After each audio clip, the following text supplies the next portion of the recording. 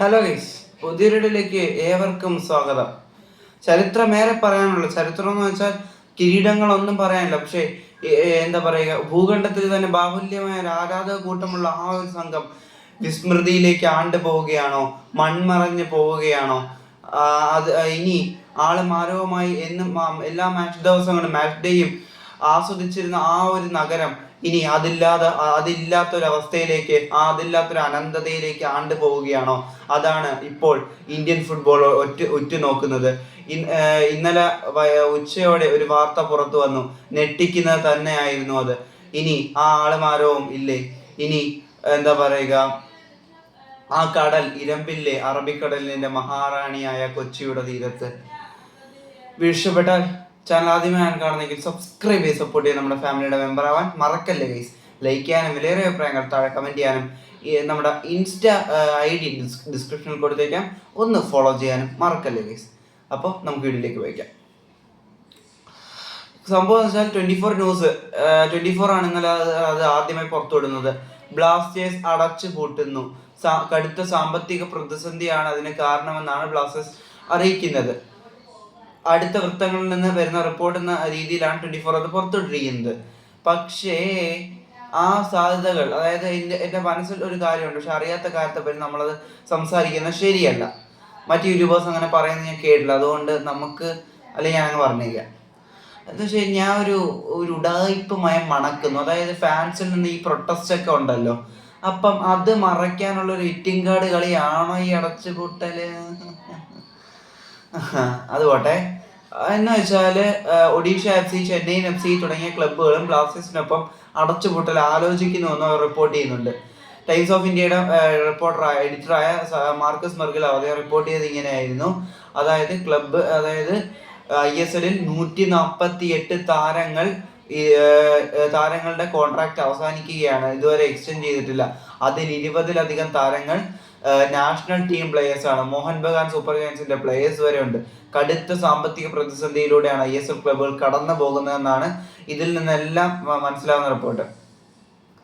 നിങ്ങൾക്ക് അറിയുന്ന പോലെ നമ്മുടെ ഈ ഒരു സീസൺ ഭയങ്കര എന്താ പറയുക, പ്രതിസന്ധികളിലൂടെ, അനിശ്ചിതത്വങ്ങളിലൂടെയാണ് നടന്നത്.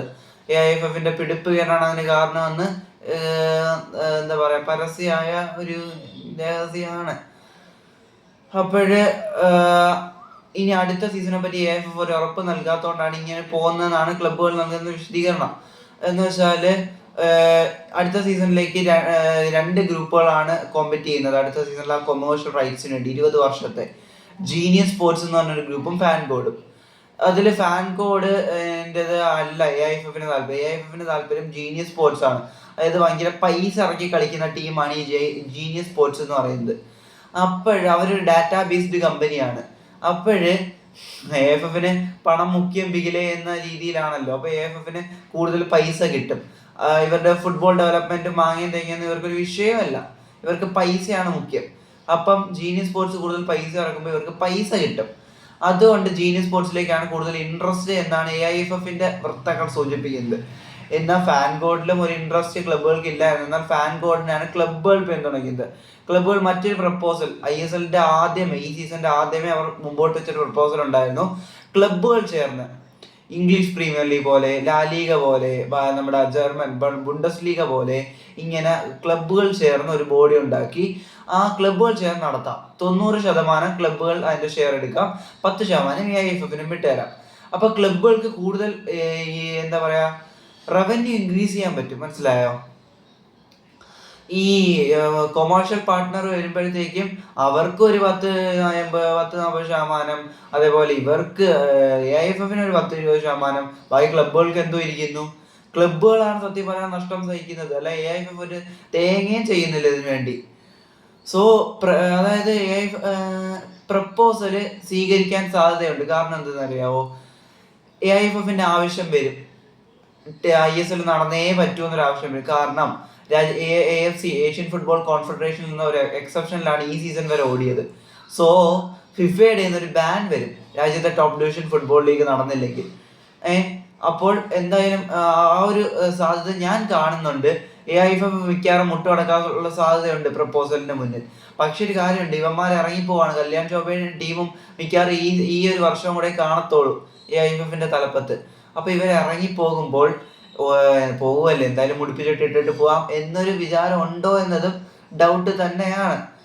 ഇനി പുതിയ ഒരു നല്ലൊരു ബോഡി വരട്ടെ തന്നെയാണ് ആഗ്രഹിക്കുന്നത്. കടുത്ത പ്രതിസന്ധിയാണ് ഈ കേരള ബ്ലാസ്റ്റേഴ്സ് പോലെ ഈ ഫാൻസ് ഉള്ള അല്ലെങ്കിൽ സ്പോൺസർഷിപ്പുകളുള്ള ടീമുകൾക്ക് നിലനിന്ന് പോവാം. എന്നാൽ മറ്റ് ക്ലബ്ബുകളുടെ അവസ്ഥ ആലോചിക്കുക.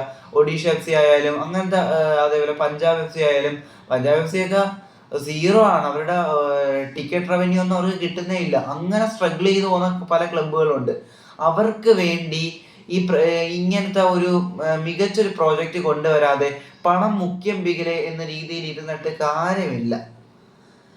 എന്തായാലും ഇന്ത്യൻ ഫുട്ബോൾ മരണത്തിലേക്ക് തന്നെയാണ് പോകുന്നത്. കോമാ സ്റ്റേജിൽ നമ്മളൊന്ന് ഉയർത്തി എഴുന്നേറ്റ് വന്നതാണ്. എന്നാൽ ഇനിയും അത് കോമാ സ്റ്റേജിലേക്ക് അടുക്കുന്നു. അതും അധികം വൈകാതെ മരണത്തിലേക്ക് കൂപ്പുകുത്തും. വീഡിയോ ഇഷ്ടപ്പെട്ടു എന്ന് തന്നെ കരുതുന്നു. Thanks for watching. മറ്റൊരു വീഡിയോ ആയിരുന്നത് വരെ ബൈ.